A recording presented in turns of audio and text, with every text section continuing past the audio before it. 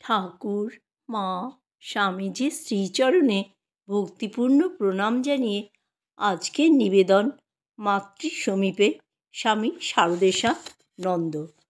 মায়ের প্রতিদিনের ঠাকুর পূজার জন্য আমি ফুল বেলপাতা দিয়ে চয়ন করে আনতাম।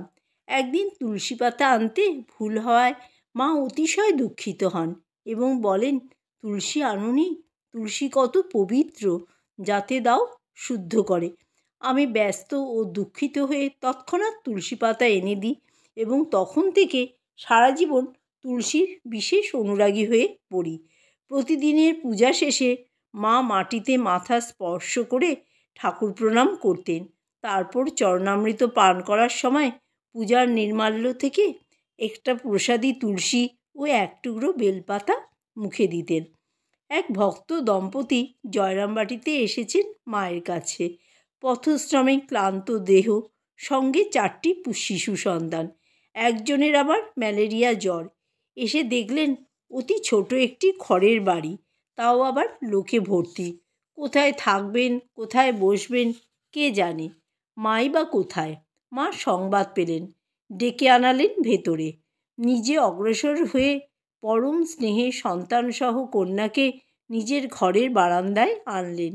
মায়ের মুখে আদরের মা এসো ডাক শুনে কন্যার বিপন্ন ও বিষণ্ণ ভাব কেটে গেল। হৃদয় ভরে উঠল। মুখের ভাব হলো প্রফুল্ল। মায়ের স্নেহের ইন্দ্রজালে মুহূর্তে সমস্ত দৃশ্য পরিবর্তিত হয়ে গেল।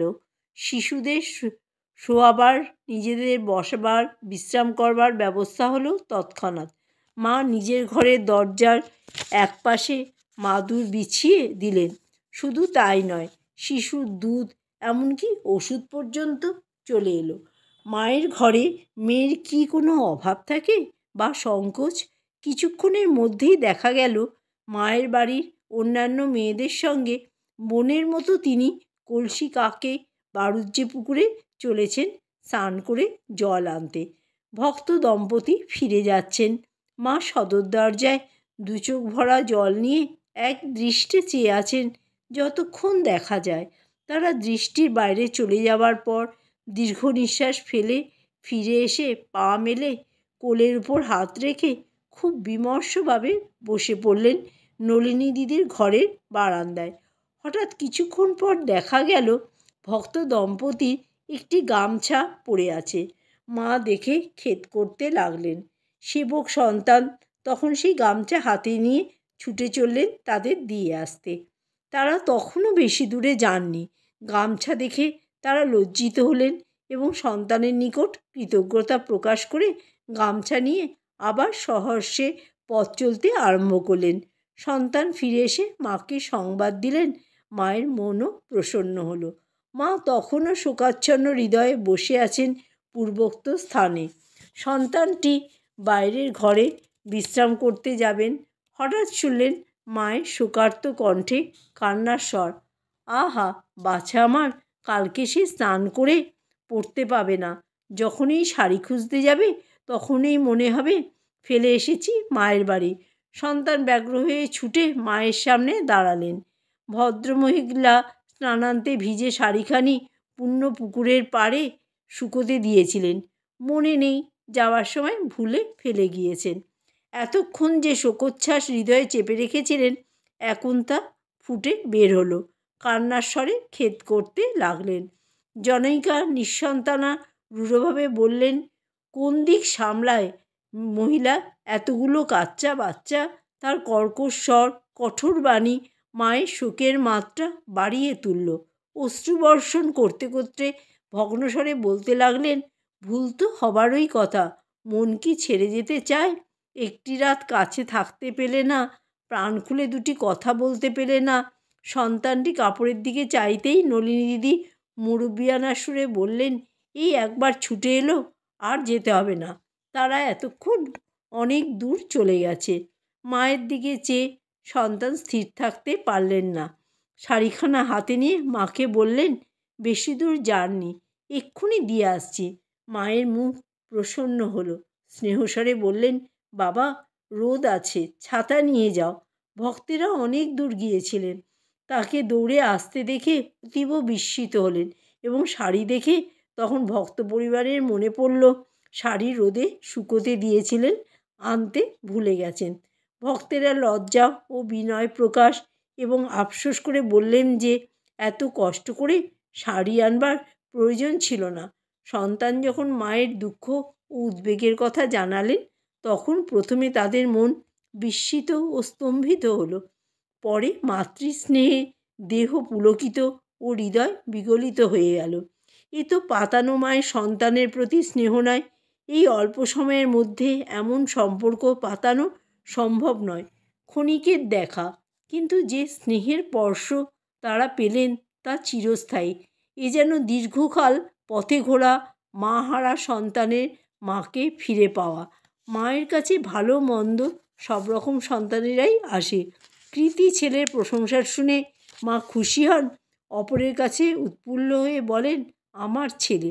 মন্দ ছেলের নিন্দার কথাও মাকে শুনতে হয়, মা কষ্ট পান।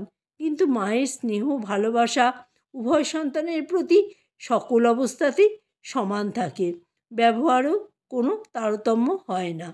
এই প্রসঙ্গে মনে পড়ছে নবাসনবাসী এক সন্তানের প্রতি মায়ের অপার স্নেহের কথা।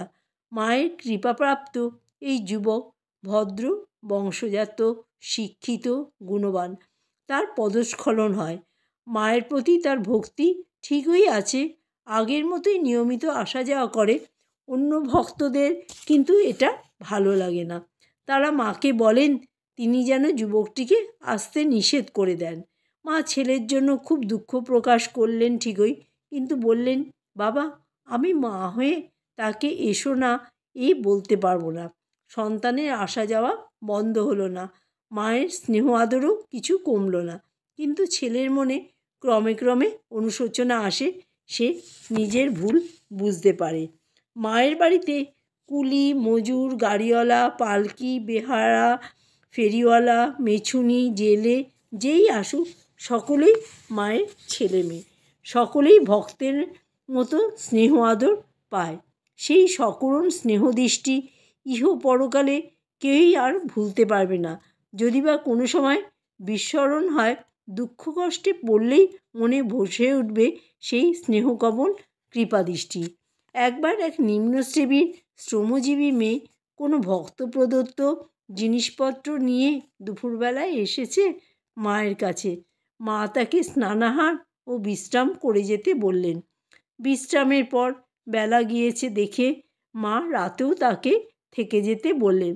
মায়ের ঘরের বারান্দায় দরজার পাশেই তার শোয়ার ব্যবস্থা হলো। মেয়েটির বয়স হয়েছিল, আর সে ছিল ম্যালেরিয়া রুগী। অনেক দূর হেঁটে এসেছে, পথশ্রমে ক্লান্ত। রাতে সে অসাড়ে বিছানা নোংরা করে ফেলল।